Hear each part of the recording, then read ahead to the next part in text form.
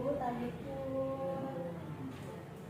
Berjumpa lagi dengan saya Suci Kurniawardani, calon guru penggerak angkatan 11 dari SMK Muhammadiyah Abdul Sumi, Kabupaten Lampung Utara. Dalam kesempatan ini saya akan melakukan coaching supervisi akademik. Saya di sini ditemani oleh rekan sejawat saya yaitu Ibu Rumi. Beliau adalah guru matematika SMK Muhammadiyah Abdul Sumi. Dan saya didampingi oleh pengajar praktik saya yaitu Ibu Nur Hikmah. Apa kabar Ibu Nur Hikmah hari ini? Alhamdulillah baik. Alhamdulillah. Sehat Bu? Alhamdulillah sehat. Bu Rumi apa kabar? Alhamdulillah sehat Bu Suci. Alhamdulillah. Oke, kalau begitu kita mulai percakapan coaching kita pada hari ini. Assalamualaikum Ibu Rumi. Waalaikumsalam Bu Suci. Bagaimana kabarnya hari ini? Alhamdulillah sehat. Alhamdulillah ya Bu. Hari ini kita adakan percakapan praobservasi ya Bu. Iya, siap. Sebelumnya nanti saya akan mengamati proses pembelajaran yang Ibu Rumi lakukan di dalam kelas atau sebelumnya saya melakukan supervisi kelas. Seperti itu. Adapun tujuan dilakukannya supervisi adalah untuk mengetahui dan mengevaluasi jalannya proses pembelajaran yang Ibu lakukan dan kenapa kita hari ini melakukan percakapan praobservasi sebagai persiapan awal sebelum nanti Ibu melakukan pembelajaran agar Ibu lebih siap dan percaya diri hingga memberikan pembelajaran yang terbaik bagi murid. Begitu ya Bu ya? Oke. Di sini ada beberapa pertanyaan ya Bu yang akan saya sampaikan kepada Ibu. Pertanyaan yang pertama berkaitan dengan tujuan Bu. Jadi kira-kira apa ini tujuan pembelajaran? Tujuan pembelajaran yang akan Ibu lakukan, yang akan Ibu capai. Ya, oke. Jadi dalam pembelajaran matematika di pertemuan yang akan supervisi itu nanti saya akan menyampaikan materi tentang perbandingan trigonometri. Tujuan pembelajaran pertama yang akan dicapai oleh peserta didik adalah mereka mampu memahami materi dasar perbandingan trigonometri. Yang kedua, mereka mampu memahami nilai-nilai perbandingan dasar trigonometri. Yang ketiga, mereka mampu menyelesaikan masalah dalam kehidupan sehari-hari yang berkaitan dengan perbandingan trigonometri. Begitu. Jadi kurang lebih ada 3 tujuan pembelajaran yang akan dicapai oleh para peserta didik. Begitu. Oke, baik Bu. Jadi ada 3 capaian pembelajaran ya Bu. Tujuan pembelajaran yang ingin Ibu capai. Selanjutnya bagaimana dengan area pengembangan yang ingin Ibu capai atau ingin Ibu lakukan untuk observasi? Area pengembangannya yaitu nanti meliputi 2 aspek, yaitu pertama pengetahuan, yang kedua keterampilan.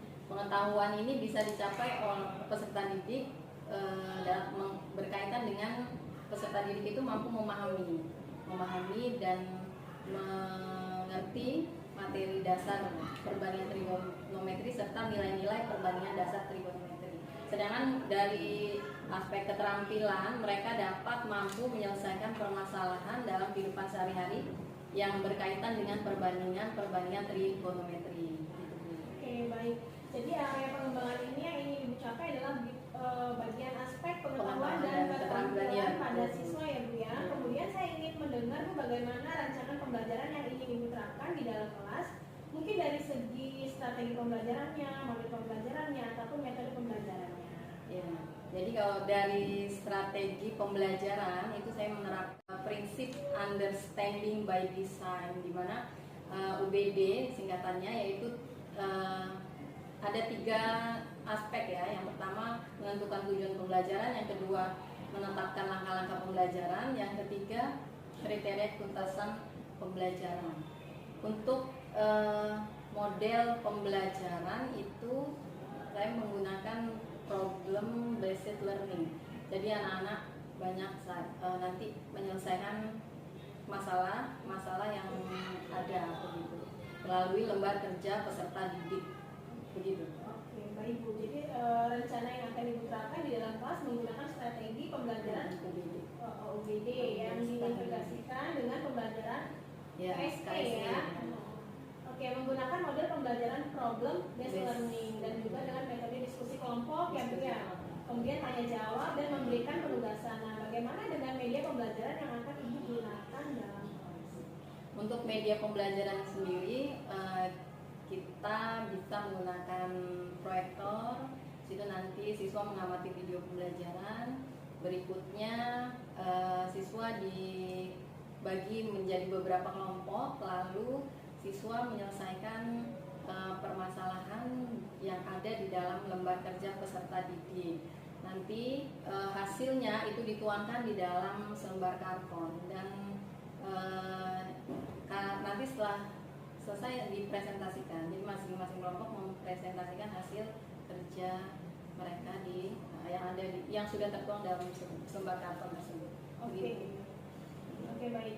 Nah, kira-kira kapan Ibu akan melakukan kegiatan pembelajaran tersebut, di hari apa, di kelas berapa, dan juga di jam berapa?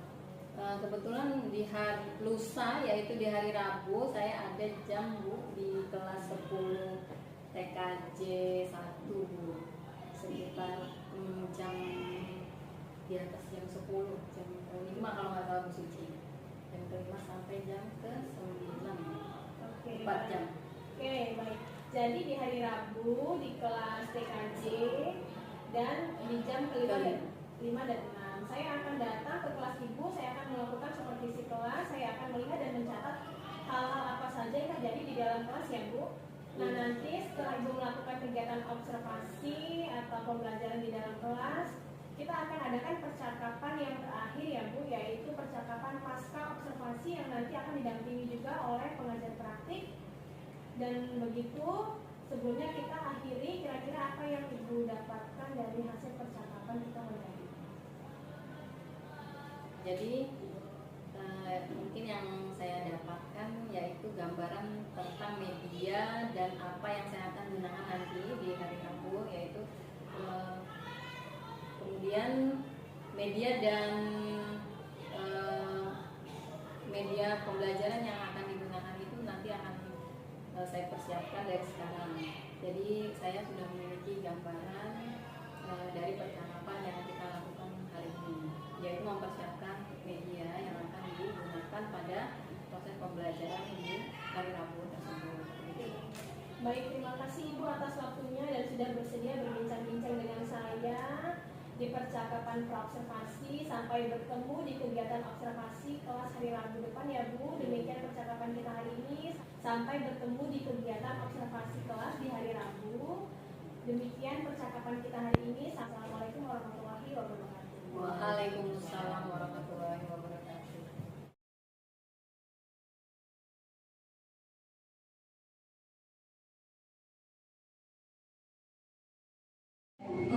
Selamat siang anak-anak. Alhamdulillah kita masih diberi kesempatan oleh Allah Subhanahu wa Ta'ala untuk dapat hadir di sekolah kita hari ini untuk belajar mata pelajaran Ibu yaitu matematika ya. Gimana? Kita awali dari pembukaan dulu ya. Assalamualaikum. Soleh dan soleha.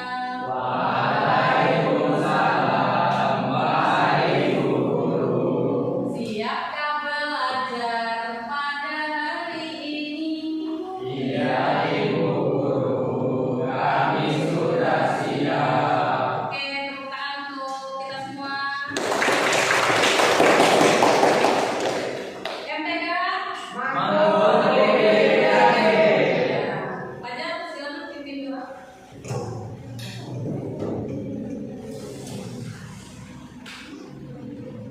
Semua siap. Sebelum kita mulai kegiatan belajar pada siang hari ini, maka baiknya kita berdoa terlebih dahulu. Menurut kepercayaan masing-masing, berdoa mulai.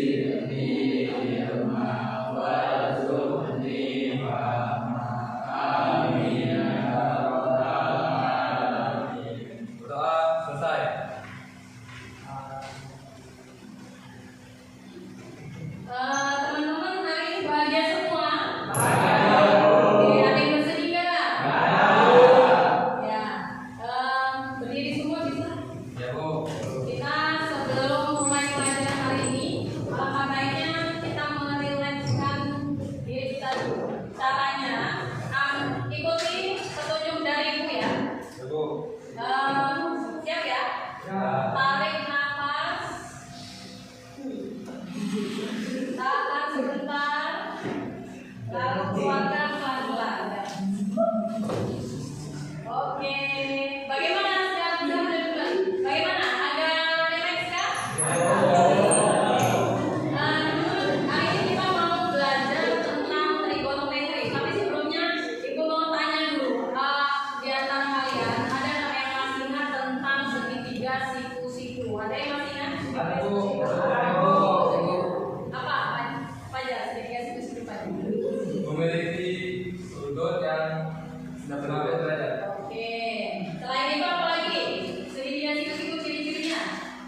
Memiliki sisi miring. Memiliki sisi miring, betul. Jadi kait materi hari ini tentang trigonometri itu ada kaitannya dengan segitiga siku-siku, ya. Nah, selain mengingat materi tentang segitiga siku-siku, kalian juga harus mengingat materi dasarnya atau materi awal untuk trigonometri yaitu Pythagoras. Nah, untuk Pythagoras ini Ibu ada sebuah lagunya ini. Kita nyanyi bersama ya. Yaitu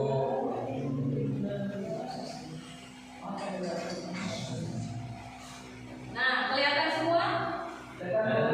Nah, ini lagu ini adalah nadanya yaitu ikan dalam kolam, lagu ikan dalam kolam yang bila ingin melihat ikan di dalam kolam gitu ya. Yuk, tapi liriknya kita ganti ini. Kita sama-sama dulu yuk. 3, 2, 1. Jika ingin belajar trigonometri, pahami dulu materi dasarnya. Bila ingin belajar trigonometri, materi dasarnya adalah Pythagoras.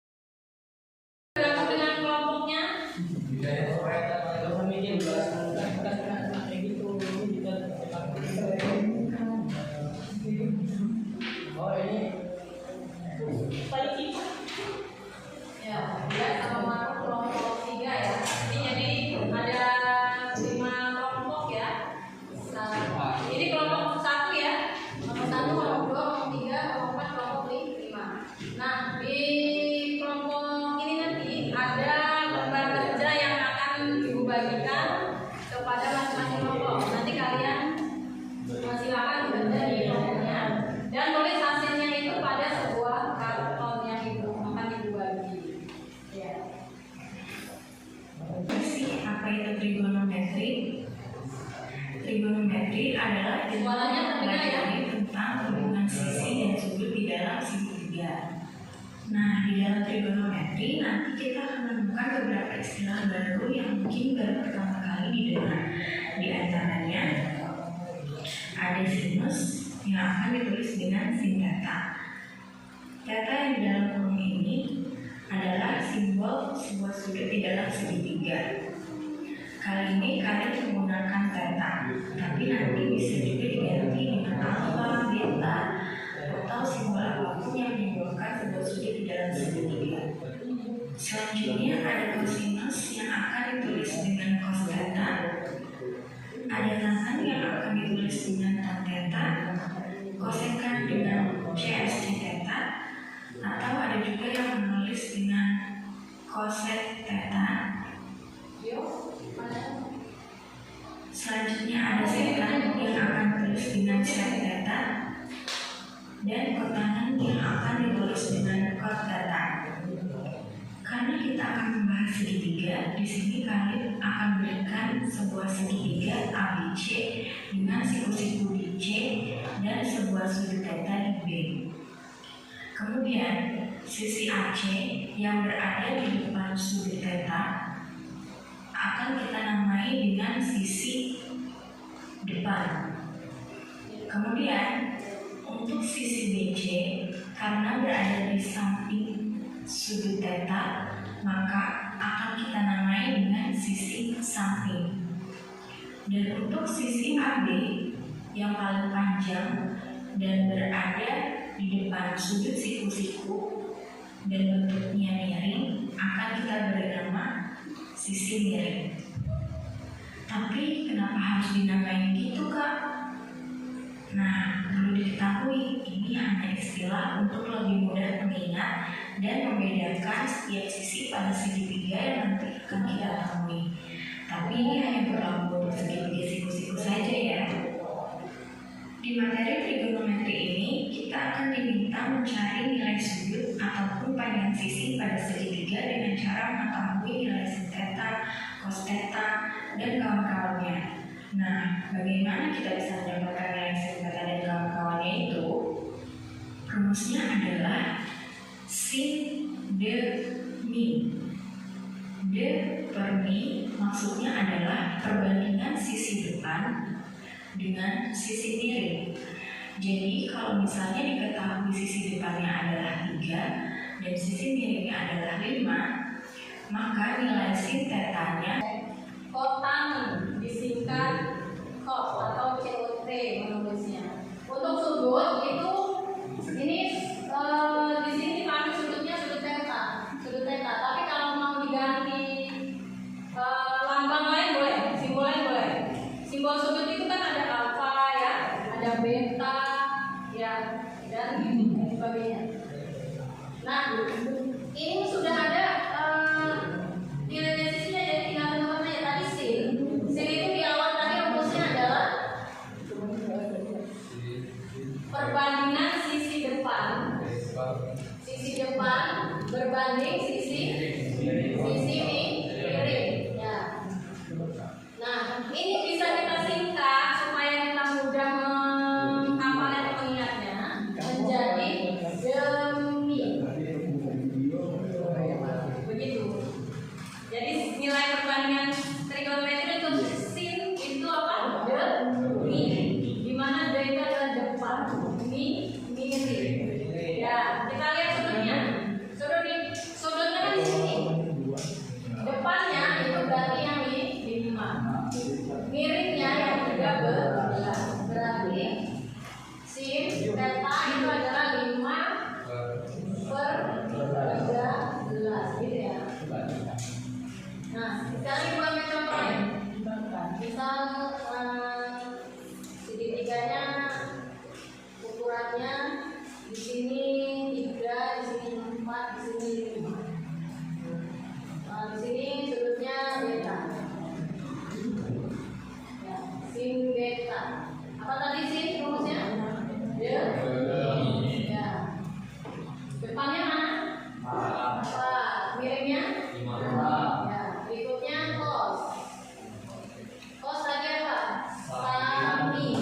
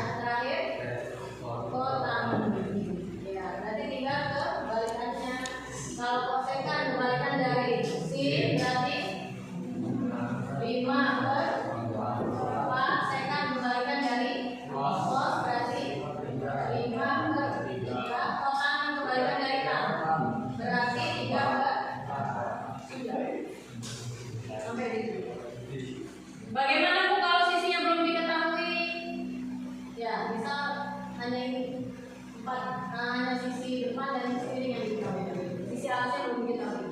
Berarti caranya cari dulu sisi alas menggunakan rumus Pythagoras. Ya. Rumus Pythagoras ada yang masih ingat? Masih. Apa dia? Kalau nyari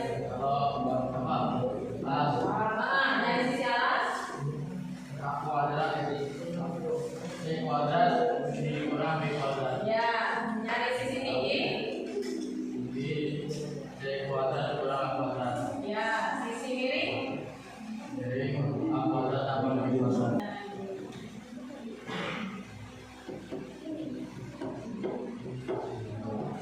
kelompok 2 dari sini mana ya?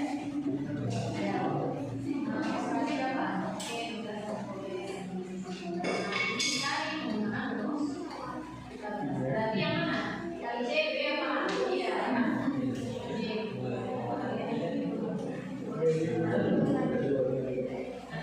Beda ukuran.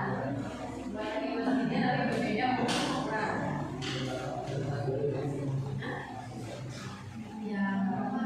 Mereka tuh dan tentuannya. Kalian tentu tentuannya dulu. Apa? Berapa dengan berapa itu tidak tentuannya? Ya, sampai boleh.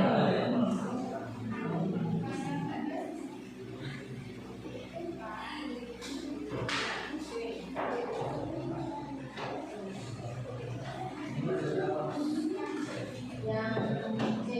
Kemudian tentuan mana sudah digunakan. Itu kan sudah berapa? Oh, ukurannya ini.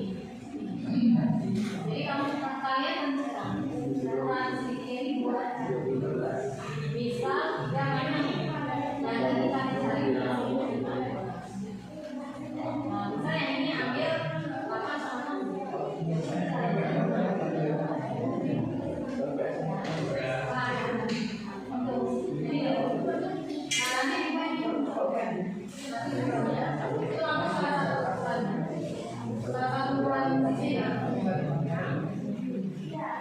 Ada yang mau ditanya Pak Boy?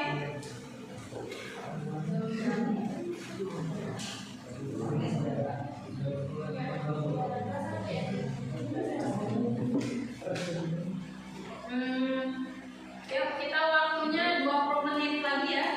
Karena setelah ini untuk kalian kerjakan soal asesmen normatif, yaitu soal pilihan ganda, dimana di salah satu itu bertujuan untuk mengetahui pemahaman kalian terhadap materi trigonometri.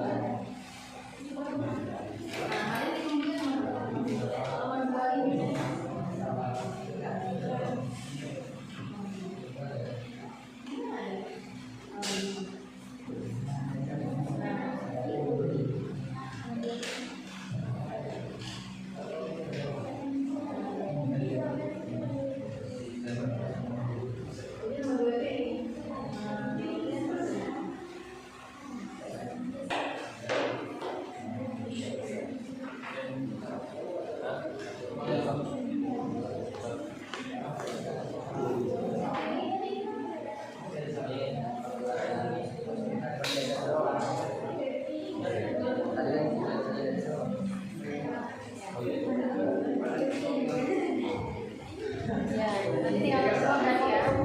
Kelompok 3 bisa ya? Kembali.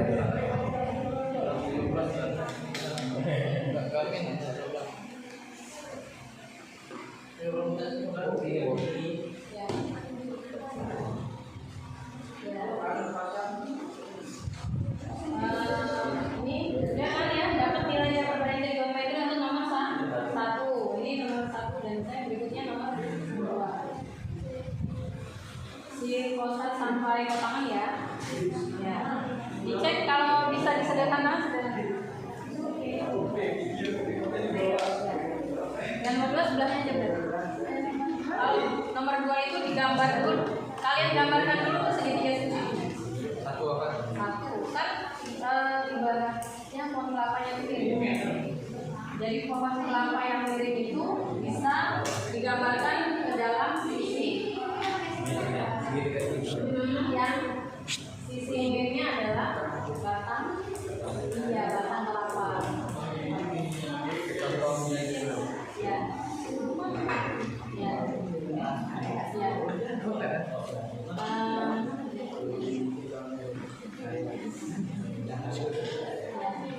Jadi mana yang tragedi? Jadi yang tragedi nomor 2 ini, tragedi nomor 2 ini, kalian diberikan permasalahan tentang ketinggian lubang. Disuruh mengukur ketinggian lubang. Nah, sebelum mengukur menyelesaikan soal nomor 2 ini, itu kita gunakan yang pertama kita gunakan. Ya, sebelum kalian menentukan perbandingan trigonometrinya, kalian tentukan tinggi pohon kelapanya dulu, ya. Tinggi pohon kelapa menggunakan rumus Pythagoras. Baru nanti setelah dapat tinggi pohon kelapa, bisa kalian tulis nilai-nilai perbandingan trigonometri. Bayangkan atau ilustrasikan batang kelapanya itu posisinya miring untuk nomor 2, ya. Batang kelapa di situ posisinya miring, ya. Jadi jangan digambarkan dengan segitiga.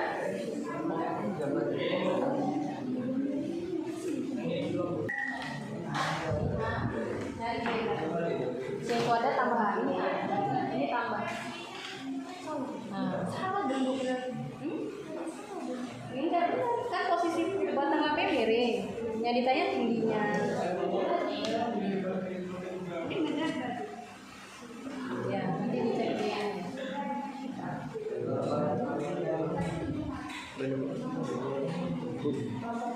Pas presentasi di depan.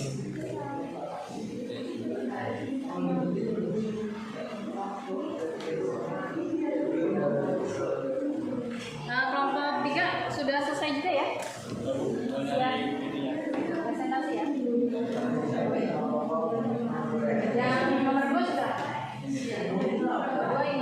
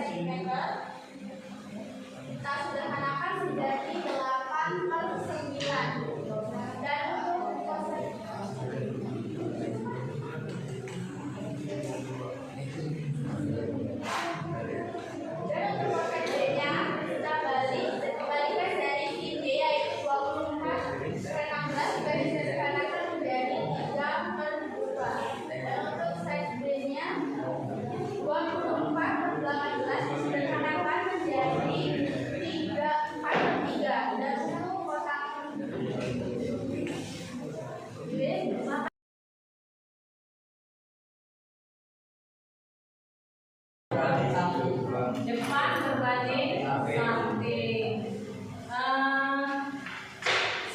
Selain sin, cos, dan tan, itu yang ketiga di bawahnya ketiga ada perbandingan trigonometri selanjutnya adalah tinggal kebalikannya.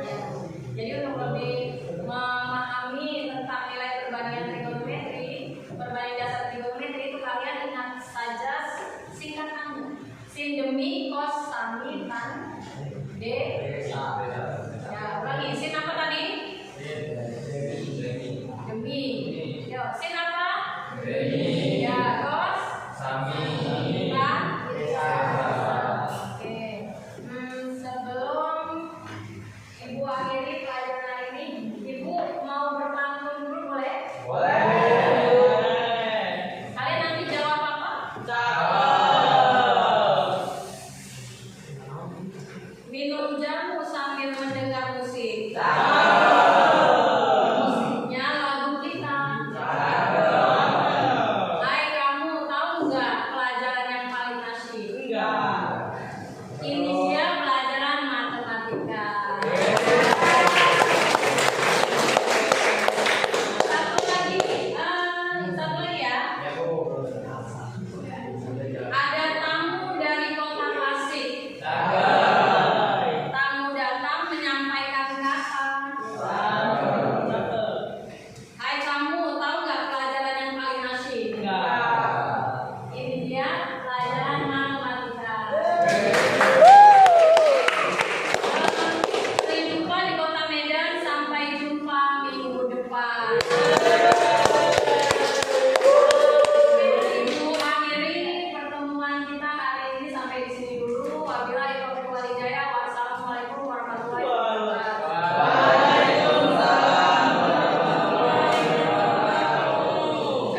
Assalamualaikum warahmatullahi wabarakatuh. Waalaikumsalam warahmatullahi wabarakatuh. Berjumpa kembali dengan saya di percakapan pasca observasi. Bersama saya Suci Kurniawardani, calon guru penggerak angkatan 11 dari SMK Muhammadiyah Abu Suguri, Kabupaten Lampung Utara. Saya masih ditemani oleh Ibu Rumi, rekan sejawat saya sebagai guru yang telah diobservasi pada kegiatan supervisi akademik, dan saya juga ditemani oleh pengajar praktik saya Ibu Nur Hikmah pada pendidikan guru penggerak angkatan 11.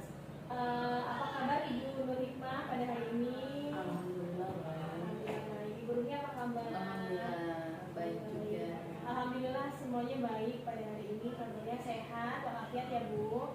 Oke, baik, percakapan pasca observasi ini. Pada percakapan pasca observasi ini saya akan memberikan pertanyaan-pertanyaan kepada Ibu terkait dengan jalannya proses observasi kelas yang sudah Ibu lakukan, dengan tujuan untuk mengevaluasi sejauh mana proses pembelajaran yang sudah Ibu lakukan. Untuk pertanyaan pertama, bagaimana ini Bu perasaan Ibu terkait dengan jalannya kegiatan observasi kelas yang sudah berlangsung? Baik Ibu, mungkin karena ini baru pertama kali ya di observasi guru penggerak, jadi perasaannya agak sedikit tegang, namun alhamdulillah berjalan dengan lancar dan baik, sesuai dengan apa yang direncanakan. Begitu.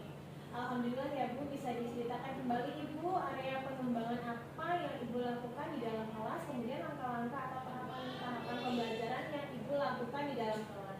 Oke, jadi untuk tahapan pembelajaran yang saya lakukan, yang pertama yaitu menentukan perangkat pembelajaran.